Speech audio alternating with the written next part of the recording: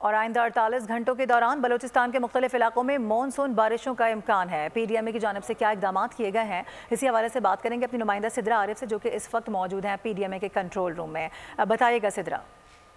جی، اس time میں موجود ہوں پی ڈی ایم اے کے آفس کنٹرول روم میں، اور میرے ساتھ موجود ہیں پی ڈی ایم اے کے ڈائریکٹر پلاننگ نوید شیخ۔ جس سے بتائیے گا 28 آورز جو ہیں وہ مونسون بارشوں کے لحاظ سے کن علاقوں کو زیادہ متاثر کر سکتے ہیں، اور کیا پلاننگ ہے آپ لوگوں کی؟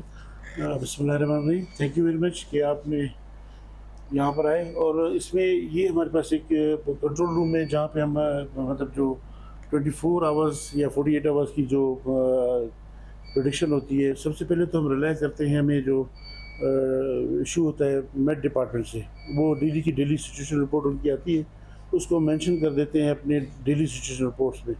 مگر اس کے علاوہ بھی ہم نے یہ ونڈی کی ایک ویب سائٹ ہے جو انٹرنیشنل اس پر ہے، وہاں سے ہم اس کو زیادہ دونوں کو چیک کر لیتے ہیں کہ پی ایم ڈی نے کیا کیا ہوا ہے، جو ایشو کیے ہوئے ہیں پروڈکشن ایشو کیے، اور ساتھ میں اس کو میچ کرتے ہیں۔ مونسون بارشوں کا سلسلہ جن علاقوں میں جاری ہونے والا ہے اور پریڈکشن کی گئی ہے، وہاں پہ پی ڈی ایم اے کی جانب سے جو انتظامات مکمل کر دی گئے ہیں۔ حکومت بلوچستان کی جانب سے بھی ڈپٹی کمشنر اور کمشنر کو ہدایت جاری کر دی گئی ہے۔ ٹھیک ہے، اپڈیٹ کریں گے، بہت شکریہ۔